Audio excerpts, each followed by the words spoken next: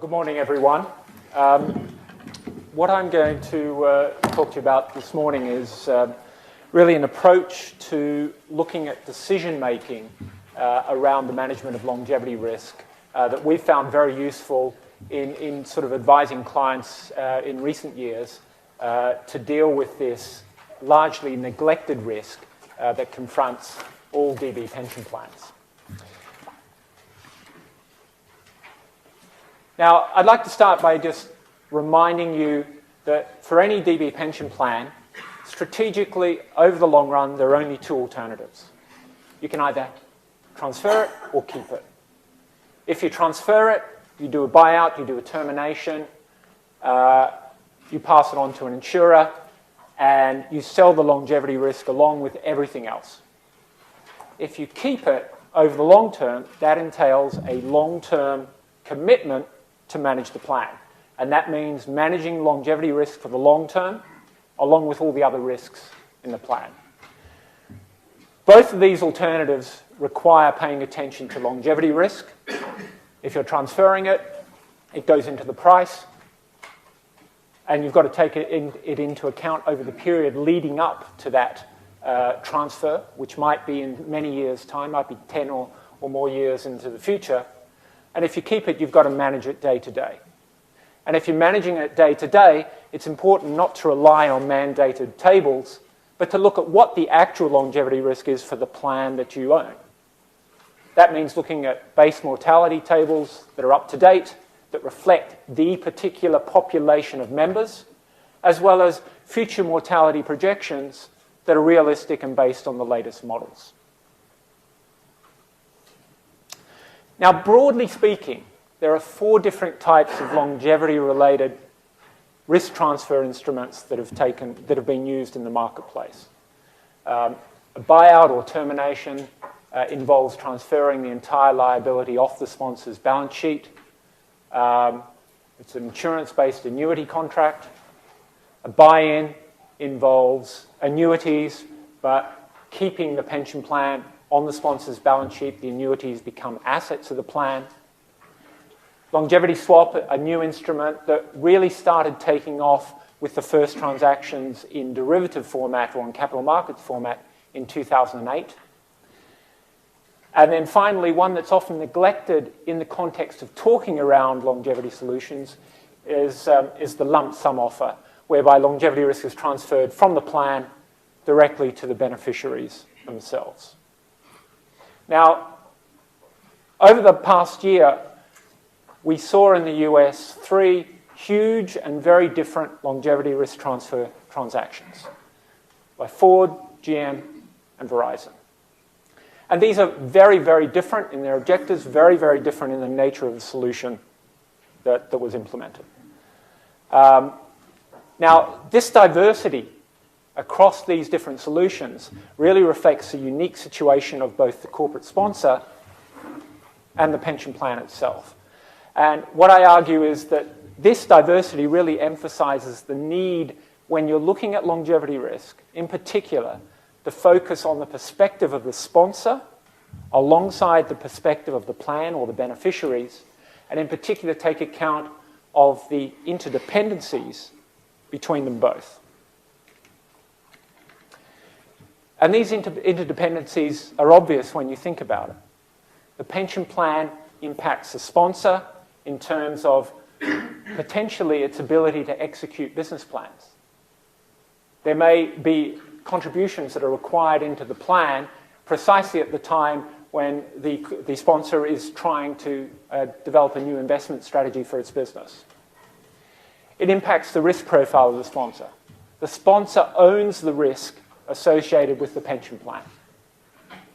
It impacts creditworthiness. It impacts capital structure. And ultimately, it impacts the valuation in terms of shareholder value and the valuation in terms of enterprise value.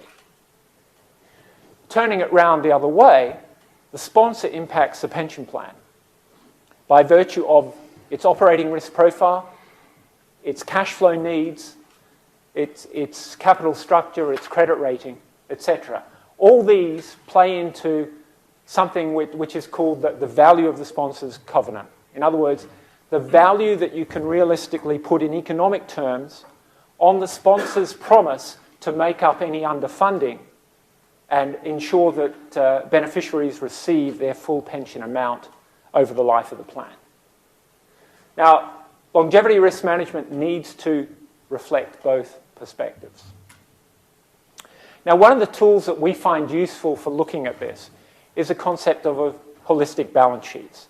Now, this is an idea that's been around since the late 70s, initially called something, it was initially called an augmented balance sheet. And the idea is basically to look at not what the accounting says, but look at what the economics says is truly on the balance sheet. And so for the pension plan, it means in addition to the regular assets and liabilities, firstly looking at contingent assets. What's a contingent asset? Well, one example might be the benefit guarantee that the PBGC supplies in the event of insolvency. That's a contingent asset of the plan up to the level of PBGC benefits. In addition to contingent assets, you've also got the value of the sponsor covenant, the value of the promise the sponsor makes to make up any underfunding, which for a weak sponsor, may not be enough to get you up to the full value of the liability. And alongside the pension plan holistic balance sheet, you also have that of the sponsor, in this case, a corporation.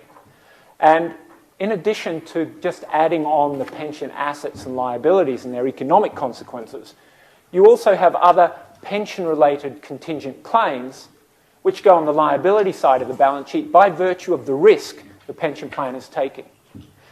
And they basically eat into shareholders' equity, reduce the shareholder equity value of the corporation, and indeed reduce the enterprise value of the corporation as well. So this is a useful framework for thinking about and developing decision-related tools for transferring longevity risk.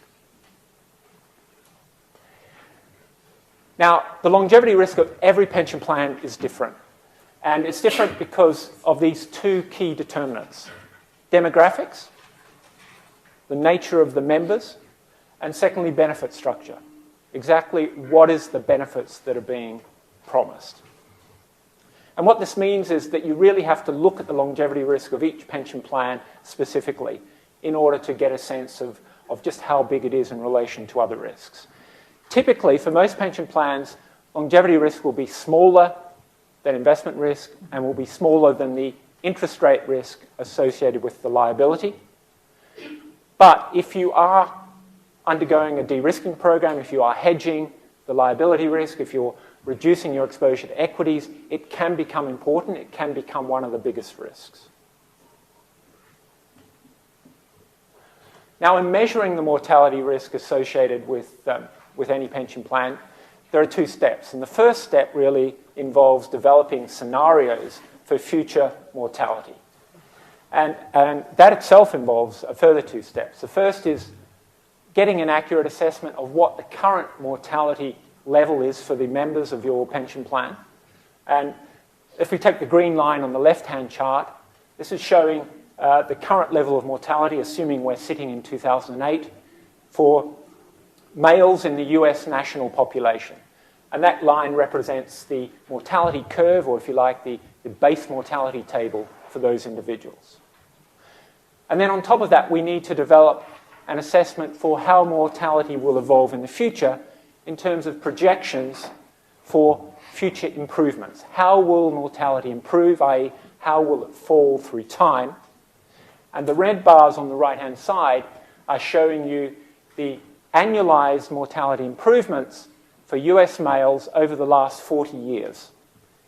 And that runs from, for the lower age groups in their 20s, from about 1% all the way up, peaking in the ages 60 to 64, close to 2% per year, and then falling off for older ages. So you need to develop a projection for mortality improvements, which the kinds of models that Andrew was just talking about are very good at producing.